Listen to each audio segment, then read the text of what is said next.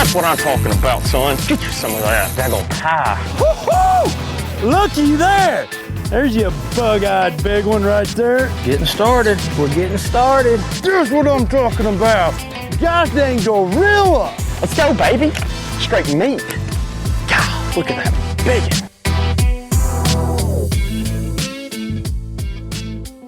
All right, everybody, welcome on in. This is Big Ed, the host of the BAM Pod, and on the air tonight, we're going to start with Mr. Ken Mah, who's coming off of a Toyota Series second place, but hey, he worked his tail off out there. So, Ken, welcome into the show, man. Ed, thanks for having me.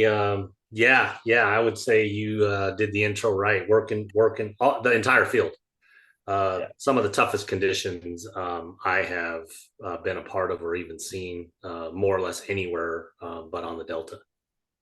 You know, it's been one of those seasons this year that has definitely been something we don't see a lot. You know, we've gotten a ton of water. You know, we are getting rain and snow. And I mean, even to now, we're not supposed to see sun, consistently again until April.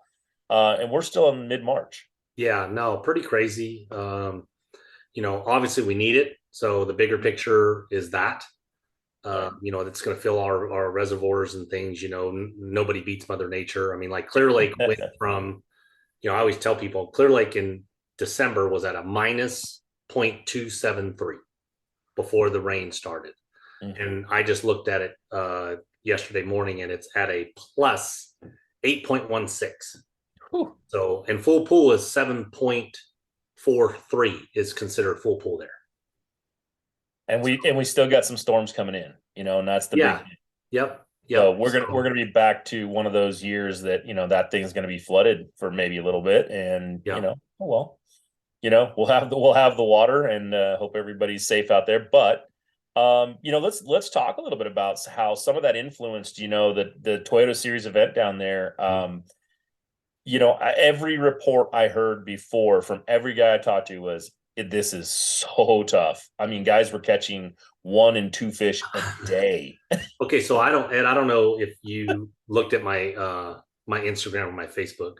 I did. You're one of the guys. I'm going to lay it out for the listeners if they're not. Okay, so from the first day that I fished the Delta was February 6th, and it was an ABA team tournament that I fished. And then since February 6th to March, I think the Toyota Series started like March 15th. Mm-hmm. So that's like 5 weeks. Okay. I have fished 3 team tournaments on the Delta in those 5 weeks. Okay. And then I have a bunch of other days that I've been out. But I'm just going to give the listeners the tournament days, because when you're fishing a tournament, you're not laying up on anything, right?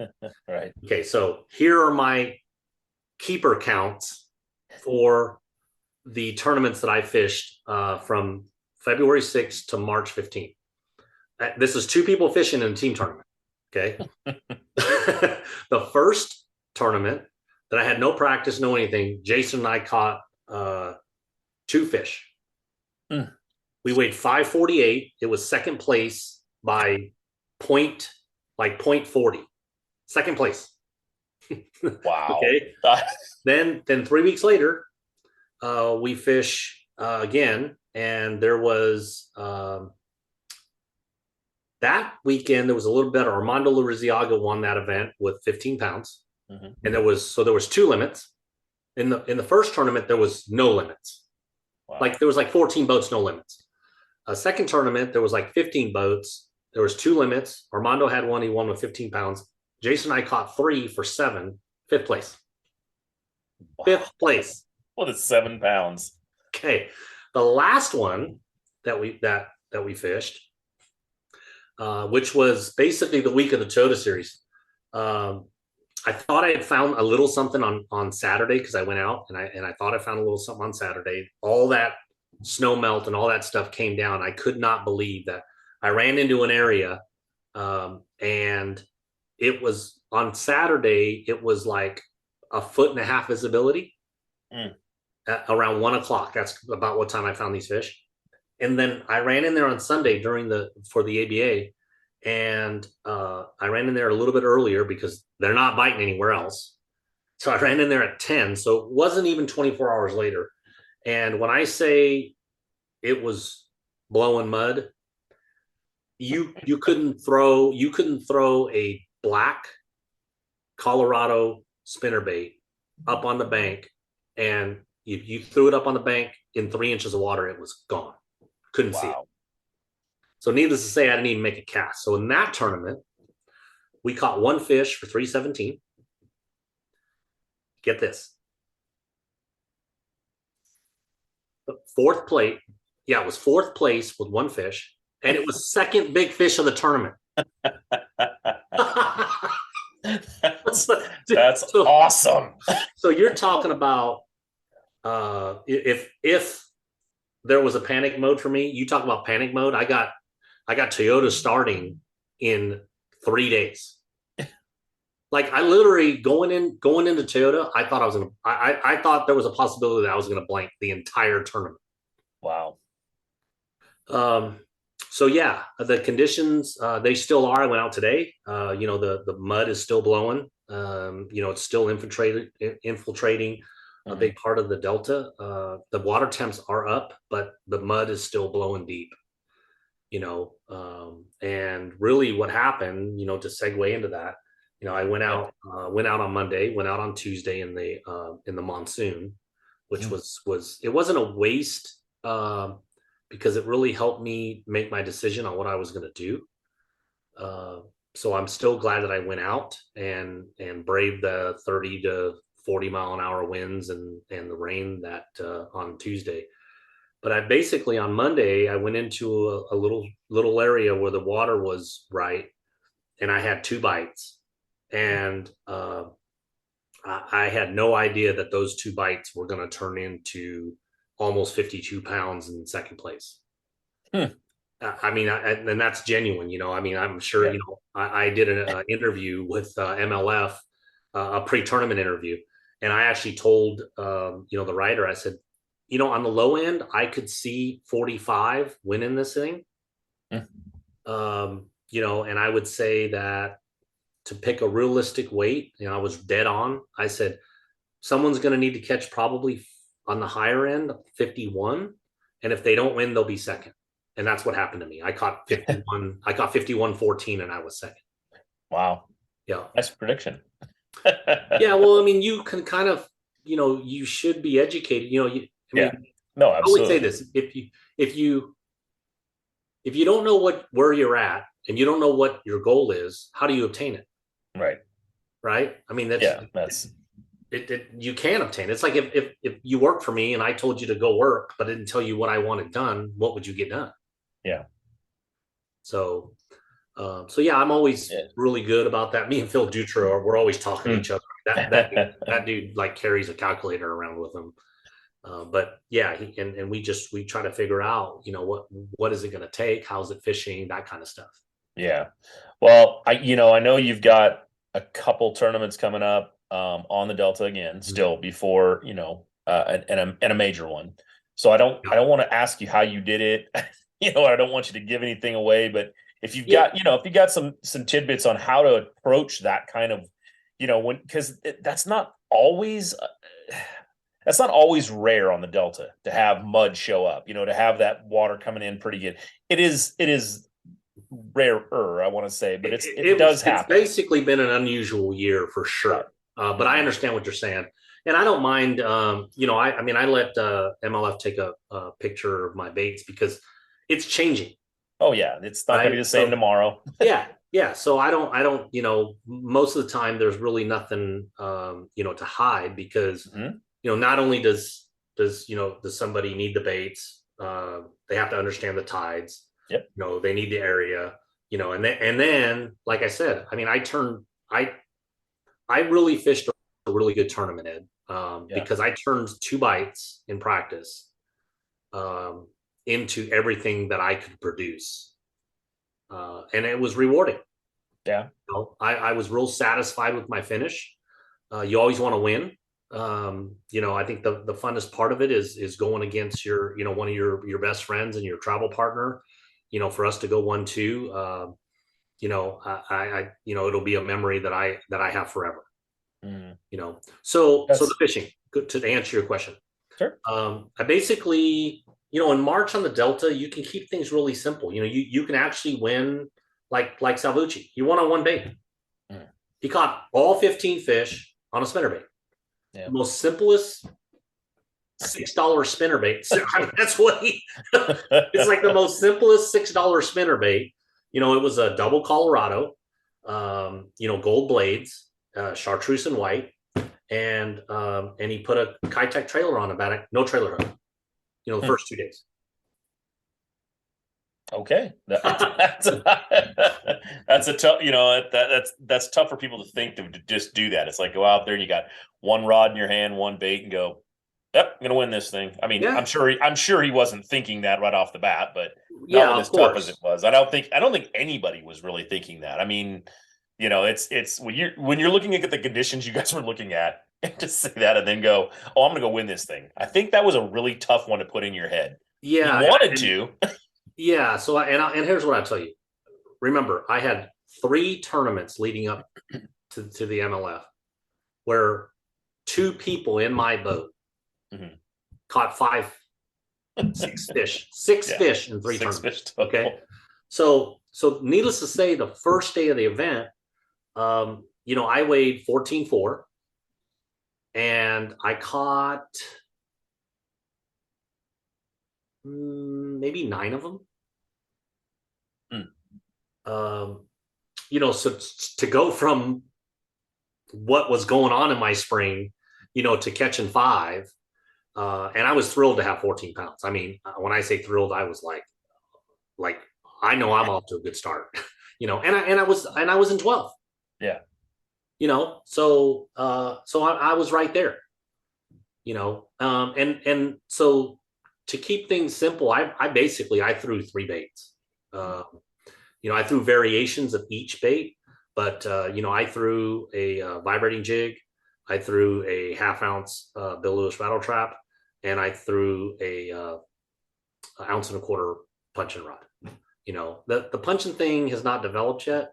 You know, it was starting to develop for some guys in the tournament, and that's really what happened in the tournament. What happened is Tuesday, you know, it literally blew 30 to 40. Yeah. And it was raining sideways, and it was white capping in places where never white caps. I never got a bite on the last day of practice. You know, I went out in it and never got a bite.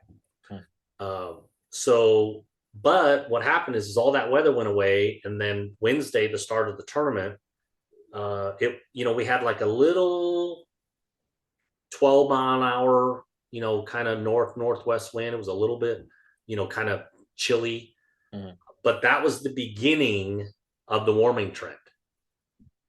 And every day the water got warmer, the air temperatures got warmer, and you know, the fish have been held back for so long. You know, they're ready to push. They're pushing right now. The fish, the first wave on the Delta is, I can finally say they are up in the shallows, and they're looking around to do their thing. Yeah.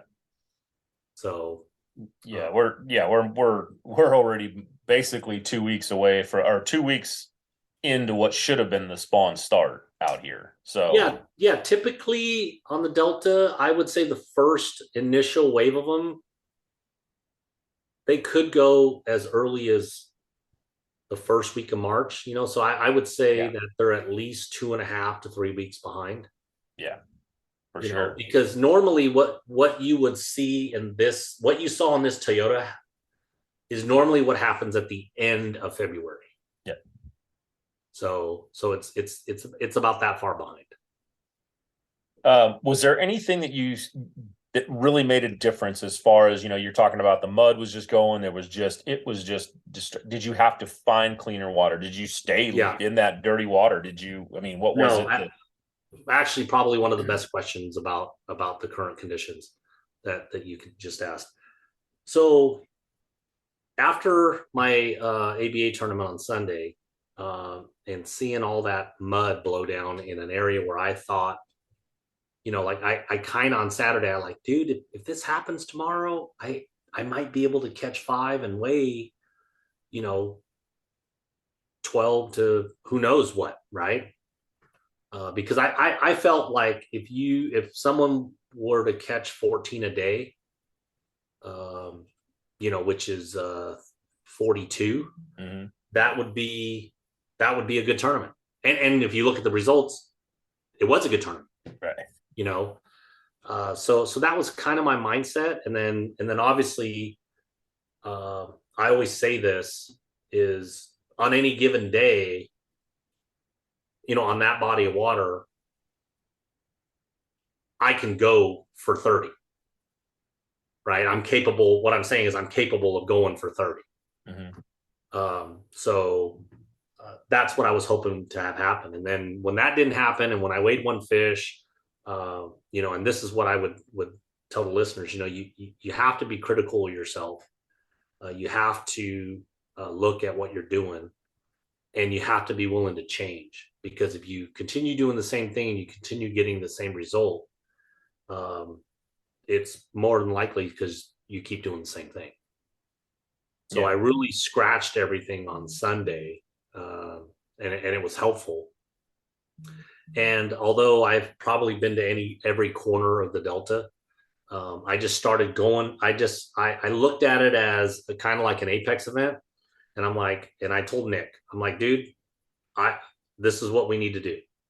Like, we need to run wherever we need to run, and we need to work together. And wherever the best water is, we need to seek that out. And that's what we did. Because having two boats cover, and hey, the water's not good here. It's not good here. It's not good here. It's good here. It's better than having one boat cover. And that's what I did. So, I basically spent Monday driving around. I made some posts about how much gas I was putting in. And, I drove around, and if the water didn't look right, I kept driving. And I'm not, for me, especially on this body of water, I know it intimately. I can predict where those fish are coming, in certain areas at certain times, that kind of stuff. And, it took me, getting my tail kicked in a couple AVAs, and then really that final day, I was just like Sunday, I was driving home. Like, I was telling Jason, I go, dude, MLF starts in like 2 days. Like, what am I going to do? Yeah. So yeah, to answer the question concisely, I told this to some college anglers that I had talked to before the event. You have to be willing to go seek that the right water clarity out on the Delta right now, regardless if you've ever fished there, caught a fish there, or even ever got a bite or not.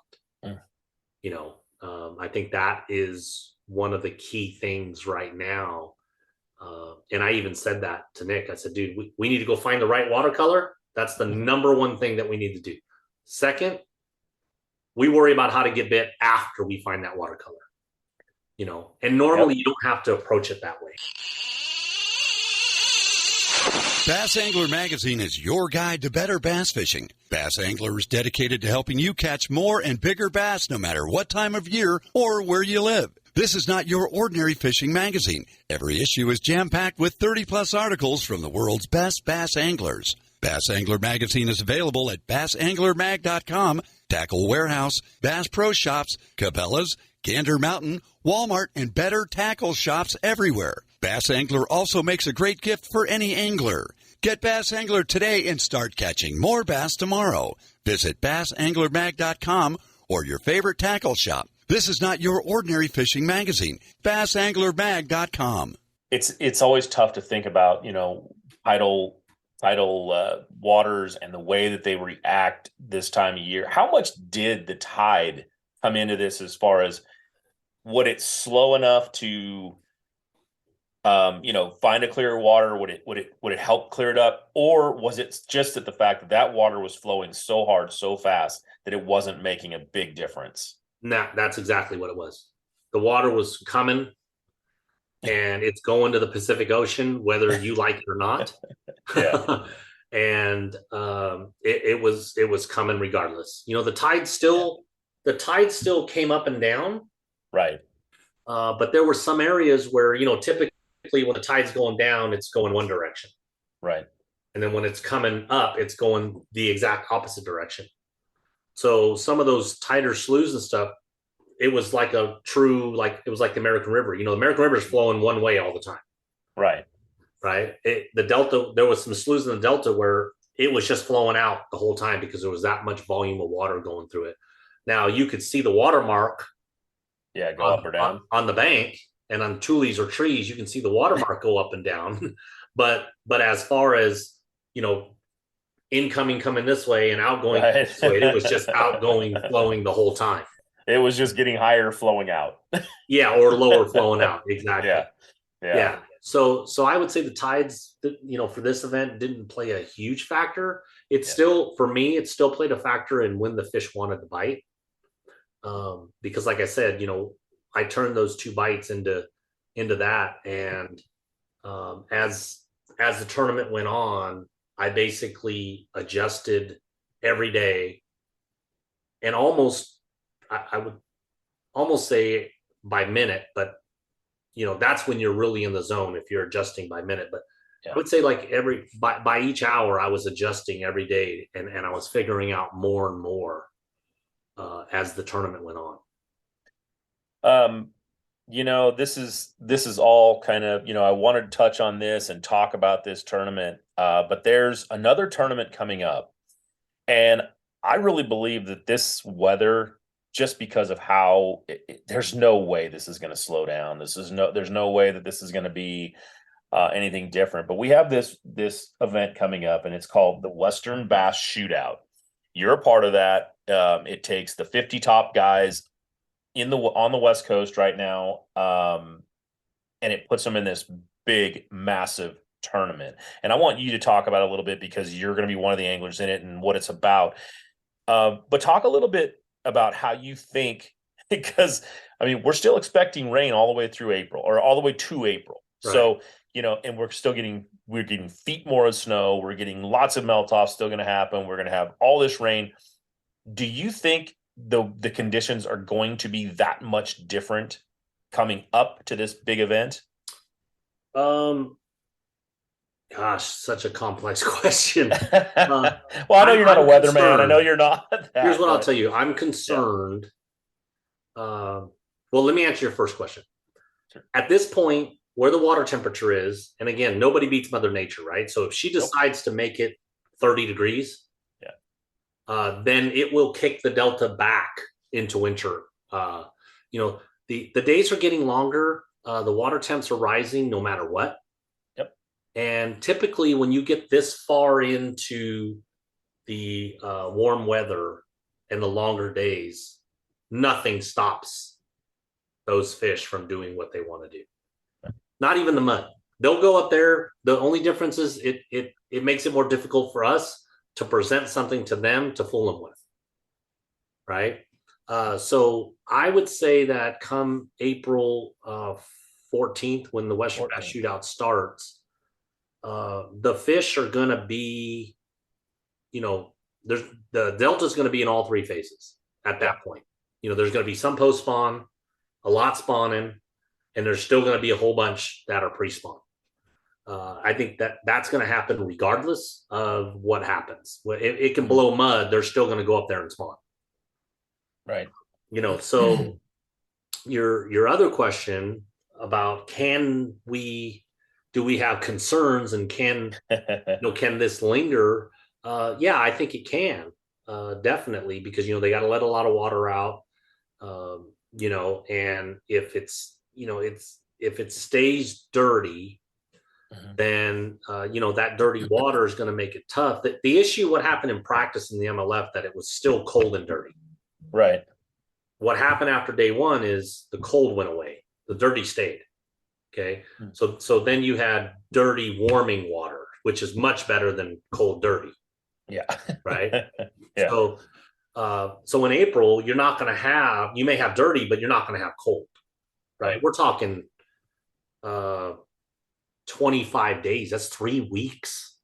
Right. of higher temperatures, and that's 3 weeks of longer days with daylight savings. So I think the fish are still going to be where they're going to be.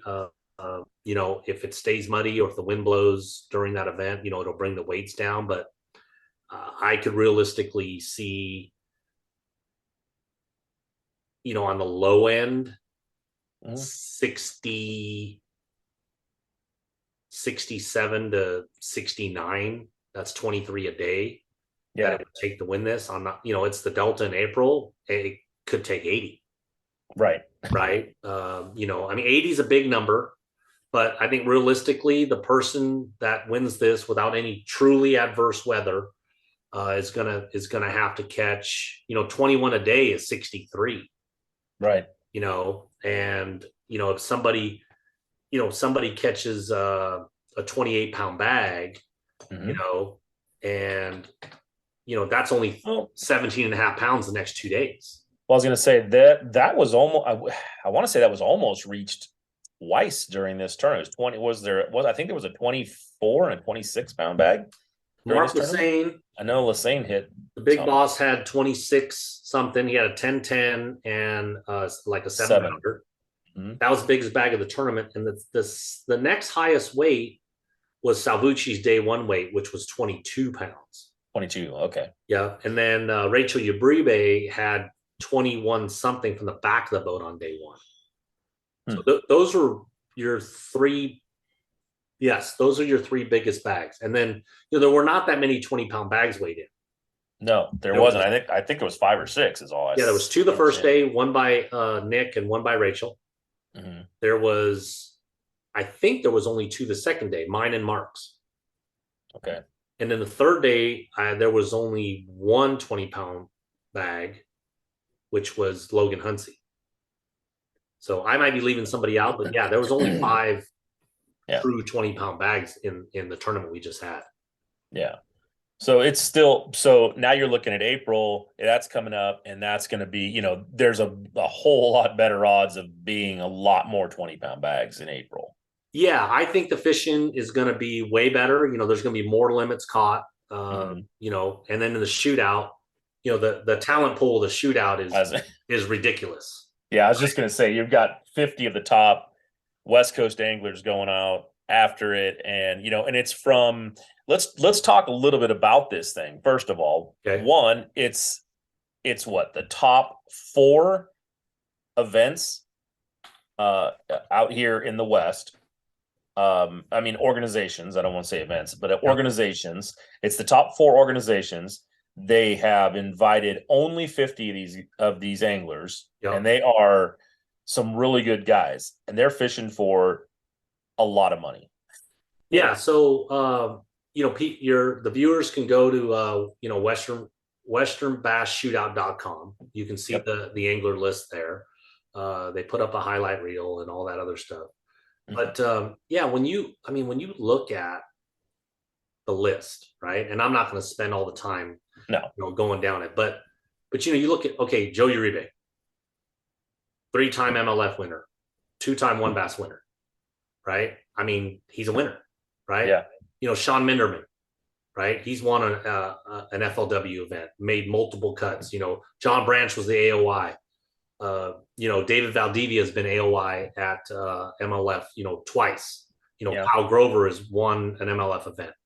Me and Salvucci are on there, and, obviously we know what Nick has won and I had my run as well.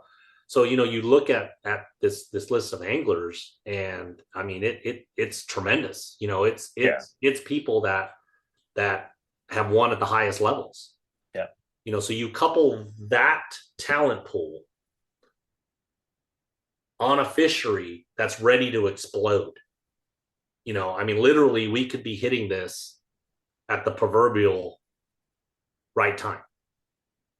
Oh yeah. This could absolutely be some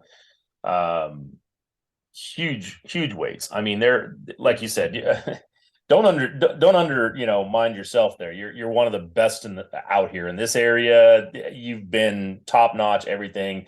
You just went into one of the toughest tournaments proclaimed by so many people that I've talked to, and you came out second, and your traveling partner came out first. So, don't go ahead and pat yourself on the back and say, yeah, I'm going out to win this thing. For sure. This event, there are a few names that I'm not seeing on there that I would have thought would have made it, but it doesn't really matter. The guys that are in here, I'm looking at this list and it's just crazy. I mean, guy Austin Wilson, who is a younger, guy coming up in this sport, and he has been back east. He's fished back there. He's fished against the top guys in the country. Mm-hmm. You've got some of the older guys. I don't want to say Mark Lassane, but he's out there. He's been very competitive. Bill O'Shin. There's such a wide, vast array of people that are going to be in this thing fishing it. And they're fishing for $200,000 in total. I think that's a bass cat in there. Yeah.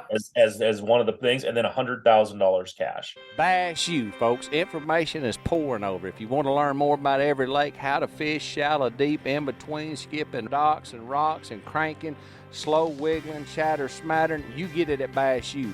We got the best of the best. If somebody's ever caught a bass on something and perfected the technique, we got you covered. Get on Bass U TV, check it out, sign up, be a member, be part of it, folks. Keep learning. I'm Gerald Swindle. Subscribe to Bass U. Yeah, I mean, you just, again, I always do this because I respect my peers, and I tell Ish and I have become close friends. I tell Ish this all the time. Because he's got a crazy schedule, and I'll be like, "Hey, man, you fishing Toyota?" He says, "Yeah." I said, "Good, because if I win, I want to beat you." Right? I want the best anglers in the field. So that, and Salvucci's the same way. We can't force them to come, but I want the best anglers in the field. So that way when you win, you beat everybody. Yeah.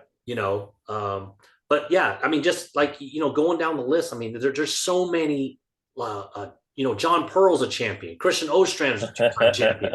Luke John's AOY, he's a champion. Yep. I mean, I just, I look down the list and Patrick Tooney, he's an MLF champion. Randy Pearson, former Elite Series angler. Yeah. I mean, it just, everywhere you look, you basically throw a dart at the list and you can almost not hit somebody that has won a major event. Right? Yeah. It's tough. And that's what happens when you have to qualify for something, right? It's similar when you and I are talking off stage. It's like Apex. When you have to qualify for something, you have to show that you're capable of doing that minimum qualification, right? You just can't pay your money. Right. Like the shootout. You can't just pay your money and enter this event. Yeah. Right. You have to either fish one bass, MLF, Wild West Pro-Ams, or Apex Pro Tour. Yeah. And then you have to finish at a high level to be invited to. Yeah, it's with 50 guys. I mean, there are 50 doesn't touch California. It doesn't touch, the Western states with how many guys are actually really good anglers. But what it does say is that this is elite. This is not going to be something like you just said. Hey, come give us your money and we'll let you fish this tournament. No, you better have qualified, and you better have been pretty big name, because it looks like they handpicked a lot of them. Well, and here's what I'll say too. There's also anglers that qualified, like off the top of my head, like Ricky Shabazz, for instance. He qualified. He's got a real busy schedule at work, and he had to decline based on just logistics and this and that and the other. Justin Kerr, another one, right? I would love to see his name on here. Friend of mine also. But so some of the anglers that did actually qualify, and they had to work down the field to fill the field. But they work from the top down, not the bottom up. Right. Right. Yeah. So even though they work down the field, it's still a top performing angler. Yeah. But yeah, I mean, it's no different than a golf event, right? I say this, because I see the stuff, and if Tiger withdraws from an event and Rory wins, do they put an asterisk next to his win? No. No, they don't. No. Okay. No. It's still the top 100 golfers that showed up that weekend, right? Yeah. And put their money in the pot and they played golf. Yeah. That's what's going to happen here. The trade show and the fan interaction is the most important part of this. Anglers always think about fishing. Yep. Right. And if you want to be successful in the industry, you have to be great at fishing, but you also have to be great at business. Yep. Right. And you have to do those two things, because if you're only great at fishing, right, then you're never going to get the support that you think you deserve. Right. From companies and endorsers and things like that, partners. Yeah, absolutely.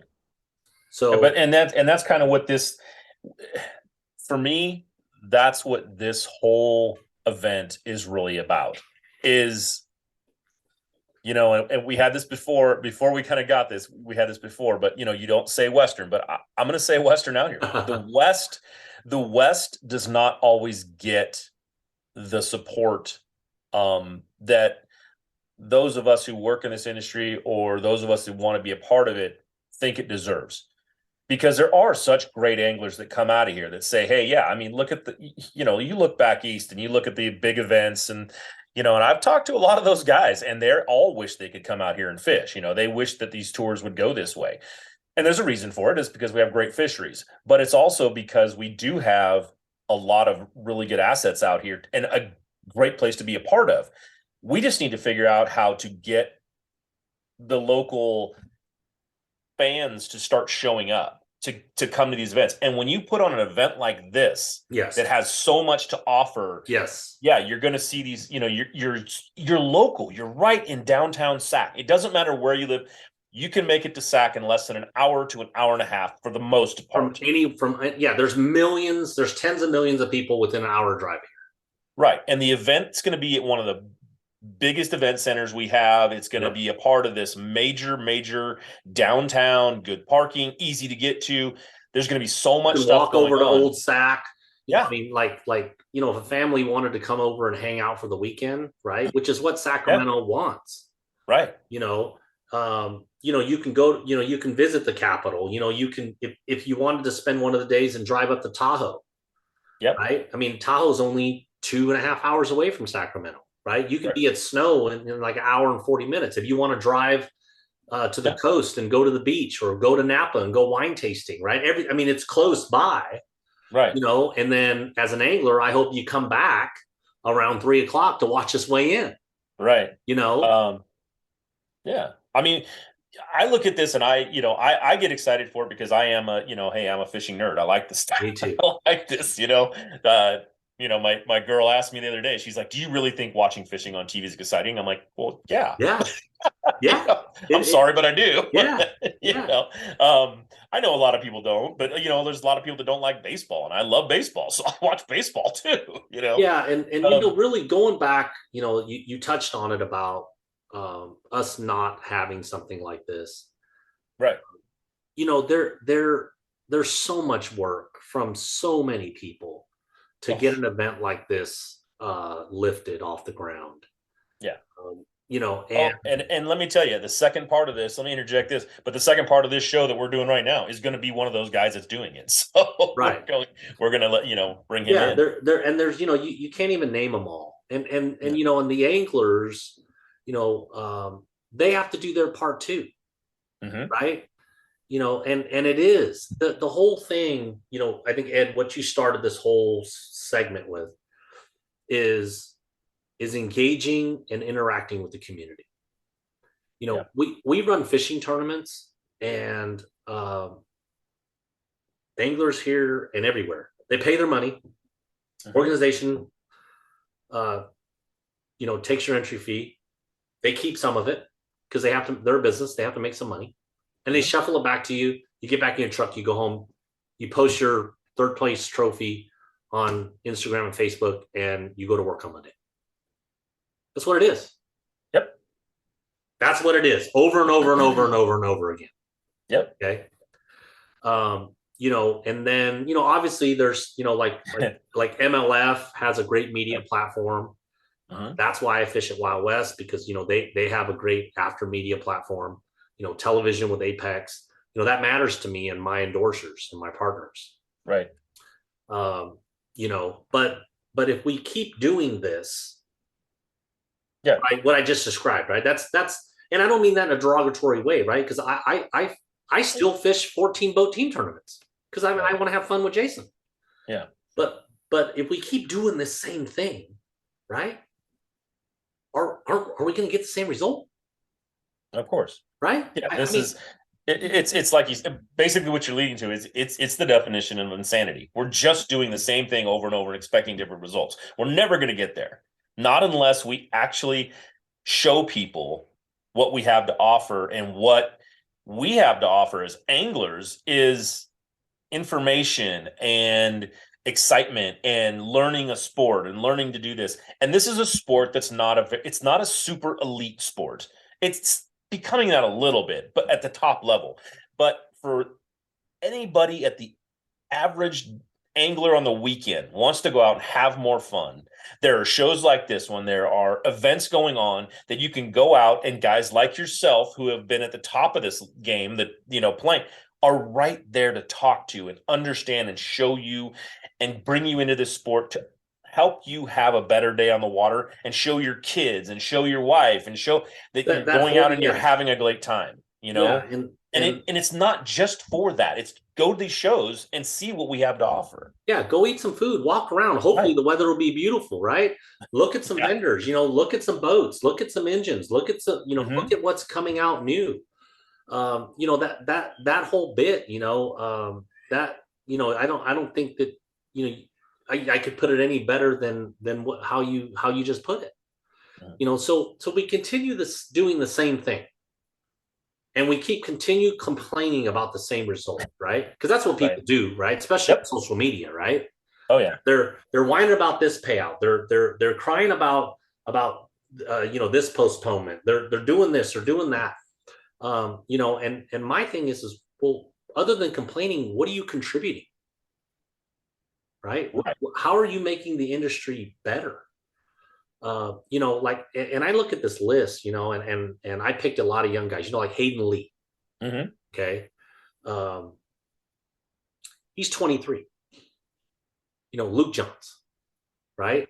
I mean, we keep saying he's the youngest ever to do whatever the heck he's been doing for the past 5 years, right? At some point, he's, we just got to be like, dude, he's great. Yeah. Like Alex Klein, like you look at Alex Klein, in his last 3 pro-ams, he beat me on the Delta. He took second to Jeff Michaels at Shasta. And then he beat Ryan Friend at Shasta. That's his last 3 pro-ams. Right. If you did that in a lifetime, it would be amazing. Right.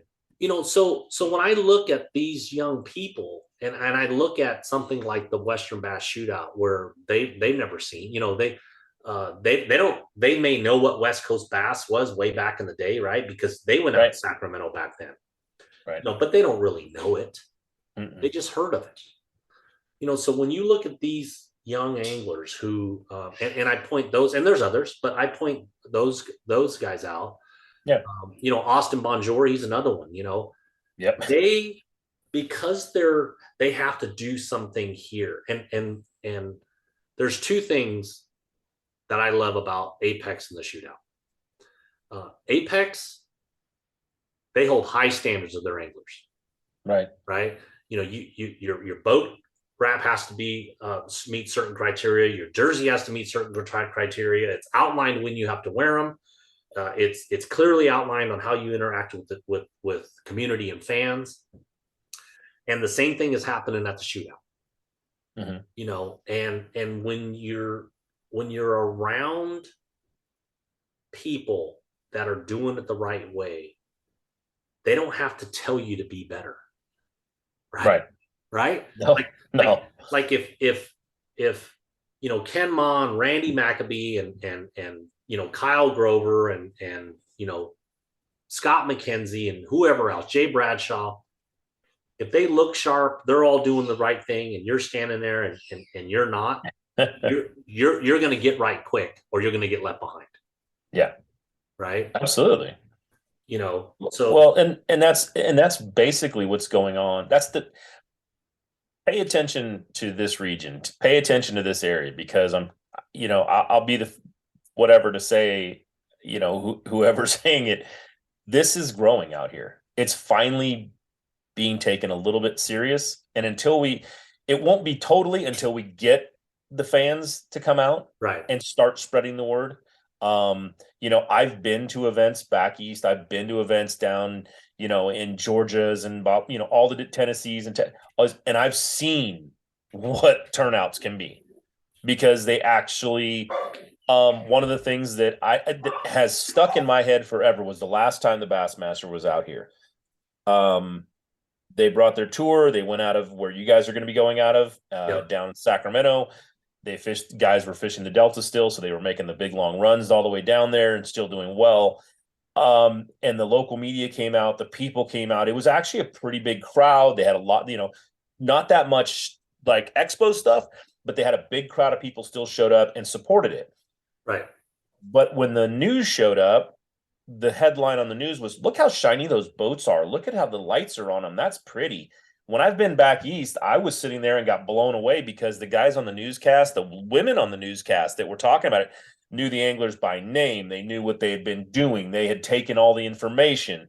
And I think that's really what we have to get to, or what we're going to have to strive to. Like you talked before, set a goal, find out what that goal is. Well, educating the local news that this is something that's going on and this is what we're actually, who we are, and spreading the word. You talk about March Madness, it just came out, and the anglers have been talking about, or the anglers, the fans have been talking about how much, they're enjoying Sacramento. And that's the same thing that's going to be happening on April 14th, 15th, and 16th. There's going to be an event here for those who are outdoor minded. You're going to want to be at this and see it. Then at the same time, come visit Sacramento. Come see what's going on downtown. Bring your dollars, come out, spend some money, go to breakfast, go to lunch, go to dinner, there's a lot of great restaurants in downtown, Sacramento for people to visit. I also want to caution people, this is the first year they're doing it.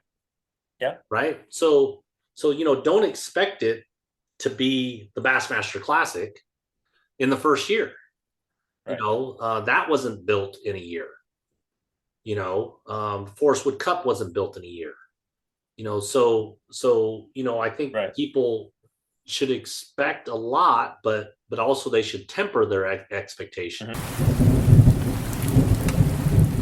For nearly 100 years, Grundens has built gear you can trust to keep you fishing no matter the weather conditions. With head-to-toe coverage of high-performance outerwear, sportswear, footwear, and much more, it's no wonder Grundens products are backed by some of the bass fishing's most prominent figures, such as Skeet Reese, Randall Tharp, Adrian Avina, and Jonathan Van Dam, just to name a few. Grundens, we are fishing. I talked to some of my fellow anglers who are fishing this, and I'm like, dude, wouldn't it be cool if there was 1,000 people inside the arena watching us weigh in? And I'll tell you, I've been to a classic in Knoxville. I'm heading to one Thursday. You're gonna make sure you go to the weigh-ins. Yeah. Oh yeah. At least one of the days and the final day. But I've been to a classic, and it, as a fishing fan, if you've never been to one, you should go if you can. And just the vibe and the electricity in the air, it's hard to describe. It's something that they, they're in for my book, there's nothing higher than the Bassmaster Classic trophy. Right. That's, that would be the ultimate trophy to put on my mantle. Right. For me though, there's no, other than the Federation, there's really no way for me to fish that. But yeah, the shootout, earlier you had mentioned, one of these 50 anglers is, going to go home on Sunday the 16th, $100,000 richer. Yeah. That's a lot of money. There's only one other event, in our region that you can win $100,000 in, and that's the U.S. Open. Mhm. Billy, Egan, One Bass, and Brad over there. That's the only other place. But to win $100,000 there, you got to fish against 250 boats. Yeah. Quite a different venue here. Here there's Correct. 50, and you're going to win 100,000. I think that the anglers are getting more excited as it gets closer. And, as we said earlier, the trade shows, coming together. I think having Jeremy on to really lay out, what's going on behind the scenes and that kind of stuff, like there were invites, this is pretty cool. There was invites that went out to all 50 anglers to invite their plus one to a social mixer dinner. It's kind of a classy Right. deal the night before, and those are the kind of things that we're missing from our, like what you described and what I described. You show up, you pay your money, organization takes your money, they keep some of it because they got to make money, and then they give you your money back, and Right. you get in your truck, and the biggest media that you got was because of your own social media. Yeah, absolutely. So you you kind of touched on something in there that has gotten me pretty much all this year. At the beginning or late last year, we had this major incident in fishing. It wasn't in bass fishing, it was in walleye fishing, and the guys got caught cheating, stuffing fish, blah blah blah. And that, and everybody always says, if you're in marketing, hey, no press, bad press is still good press. Nothing that gets out. One of the things that I think really came from that, and I want to hear your opinion on this too, but people kind of got an eye opener that one of the things that I kept hearing over and over and over was, did you know those guys were fishing for $30,000? And I was like, so yeah, we fish for more than that all the time. Right. What? You do? There's more than money than that than in bass fishing? I was like, yeah, there's hundreds of thousands of dollars on the line monthly. But what do you think about that? Do you think people just think we're out there drinking beer on the side of the I think bank most and throwing out? Yeah, absolutely. I think most casual fans, they see fishing as a leisurely deal. Like they look at it as lounge chair and ice chest, and you're on the bank. I think that's how most casual spectators view it, for sure. Yeah. So yeah, they're the fans that I want to see the young kid, right, that is begging his mom, dad, uncle, grandpa, whatever, to take them to this show, right? And I don't take it for granted. I want that kid to come because he wants to meet a Ken Mah. He wants to meet Randy McAbee. He wants to meet a John Pearl, or a Kyle Grover, right? Right. Or Randy Pearson, right? Or whoever. That. And I've said this to my peers before. That young cake that shows up doesn't know the difference between Luke Johns and Kevin Van Dam. Right. Right. To him, he's meeting somebody, or she's meeting somebody that is doing something that they're interested in. And that 10-second interaction that I have with that kid, who I have no idea who he or she is, could make the difference in them saying, I want to fish this event one day. Right. And there's so much high school, maybe not somebody 6 or 7 years old, but there's so many high school fishing things that happen that, a kid in high school can easily say, I'm going to do that one year. Yeah. Right. And they spend the next 8 or 9 years pursuing that. Right. And I promise you, if other than it costing you some money, if your child is fishing, they're not doing a lot of other poor things. Yep.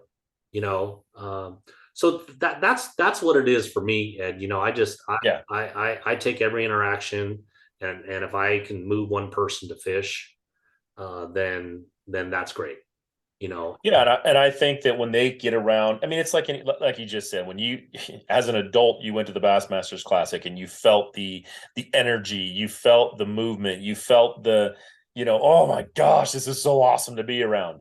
When you're, and I don't care, you know, 6, 7, 8, whatever. I was on the banks fishing when I was that age. I know you were too, and I don't care. But when you get around that much energy, and if there's a, you know, if we get 1,000 people, if we get 3,000 people, 5,000 people to show up to this event, and there's kids and there's young people and there's even adults, you know, are out there going, this was awesome. I love being a part of this. Then that's what it is. If we take it from being winning. That, absolutely. Then we're winning, right? I mean, that's what it's about. It's not about the fishing tournament, Ed. Okay. You and I could go fish a fishing tournament on any weekend. This fishing tournament with these 50 anglers and the caliber of anglers, it's going to go off without a hitch. Okay. 50 guys are going to fish. One person's going to have the most weight. They're going to lift a trophy over their head, and they're going to get a check for 100,000. That's happening. Okay. What the most important part of this shootout that needs to happen is us engaging with the fans, us educating the fans. It's the organizations talking to new customers, right? It's the vendors being able to sell product to fans that they would not normally touch. Right. And that is what this whole thing is about. You know, and that, you know, that's what I'm excited about. I really am. You know, people say, "Oh, well, you're excited is on the Delta." Well, obviously, okay. But if this was at Shasta, or if this was at Clear Lake, or wherever else, right, I'd be beating the same drum. Right, because there's kids up in Redding and there's kids up in Lake County that want to have the same dream or the same idea or the same route that Luke Johns has. Absolutely. Right. And when you hear Luke Johns' story, about where he started fishing, where he went to fish, where he at and where he's at today. I mean that's a blueprint. You know. No, it's there's so much to this sport. I mean, I've been doing this since, like I said, I was very young, 6, 7, 5, whatever it was. I've been in fishing. I love fishing. It's what it's what cranks my motor. But, you know, it can only go so far, and you can only take it so far. So you get out there and you look at these guys that are making this, you know, making a living at it now, is a lot more realistic than it ever was before, because of organizations like Wild West, MLF, Bassmaster. These guys can now make a living fishing and doing what they really truly love. But to go right back to the core of it all, and I got this right from good old Worldwide, you know, you better have the organizations behind you. Well, those organizations, they want to see the crowds. They want to see, you know, those sponsors, those people who support you guys, they want to see the crowds. They want to see people come out and go, okay, yeah, it's great that I can talk to you, but I need to talk to 30,000 people. I want to talk to 10,000 people. I would tell you right now, if I would even, wow. You know, if on the business side of things, if I could give up everything, and it's hard for me, short of winning. That's the selfish part of me. That's what I couldn't get out of my mouth. If I could give up, you know, to see, like, if I could snap my fingers and make a wish to see 5 or 10,000 people in the arena, you know, we're doing an indoor drive through. So our boats, Yep. they're going to be towed into the Sacramento Convention Center. There's going to be a big stage set up with the Jumbotron and the whole bit. You know, they've asked us for drive-up music. Yeah. Right? Like they're not casually putting this thing on, right? No. You know, they're scaling this thing. You know, it's going to be televised. You know, obviously there's going to be a bunch of media and social media that happens over it, but because, and the reason that I would almost give up winning is if there was 10,000 fans sitting in the stands on the last day or any day.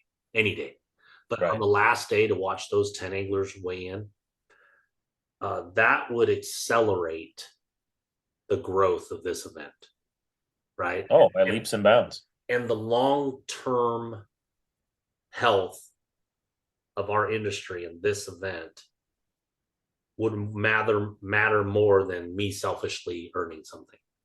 Right. Of course. And it's, and not to say that, but, and that's in our region, you know, that's talking about us here, right? You know, in California, in the Western states, because, you know, I'm sorry to say, but the East is, you know, pounding on us that way. You know, well, it's we're definitely leaps behind. They get 1,000 viewers at one of their local events, you know, so.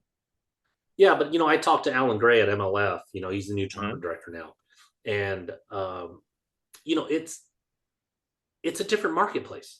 Correct. You know, that's really what it comes down to.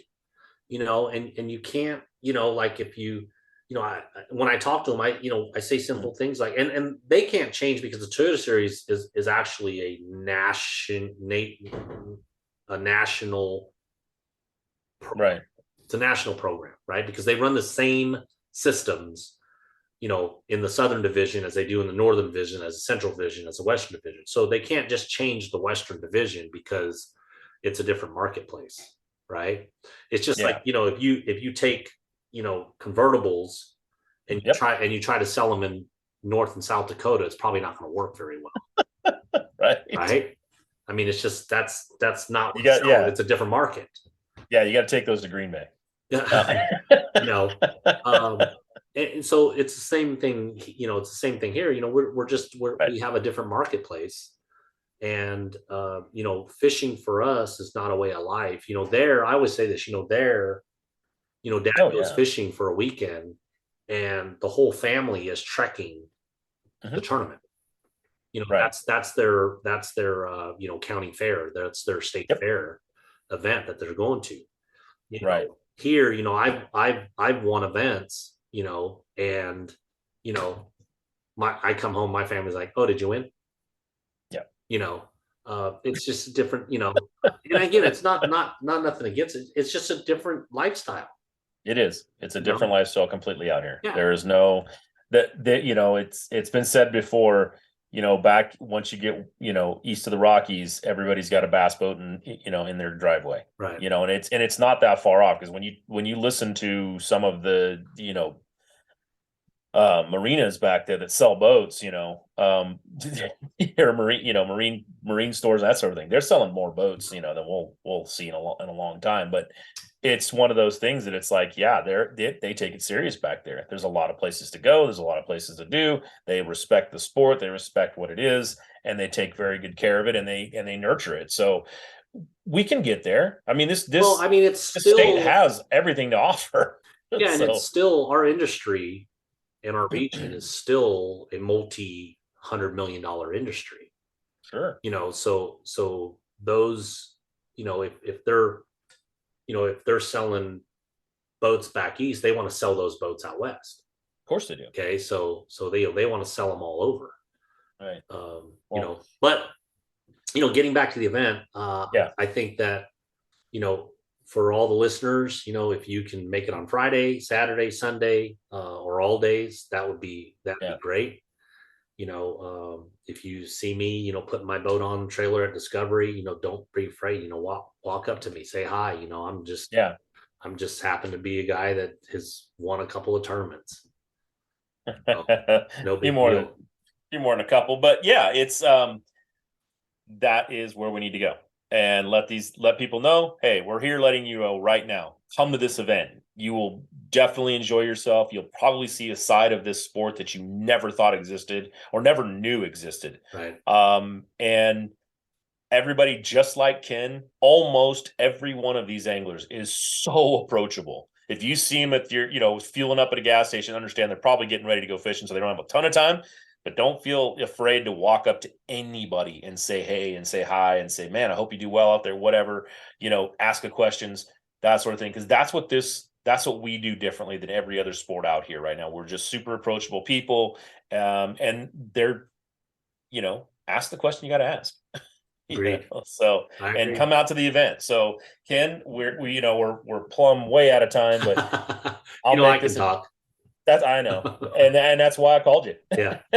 Because as an ambassador for this sport, you are a very, very big player. So I appreciate that. I appreciate the opportunity. I've been looking forward to this event. This event has been very distracting to me personally. Yeah. Ever since they announced it. No, it really has been. Yeah. In a good way. So I'm really looking forward to this event. I'm really looking forward to the MLF event. The last MLF event is the week after the Western Bass Shootout.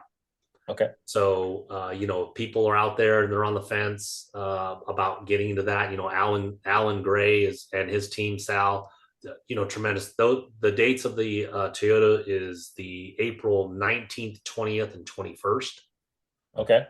So if anybody's on the fence or, you want to fish co-angler or if you even want to fish pro, jump in, get on majorleaguefishing.com and, get in that event. It's going to be a absolute, just like the shootout.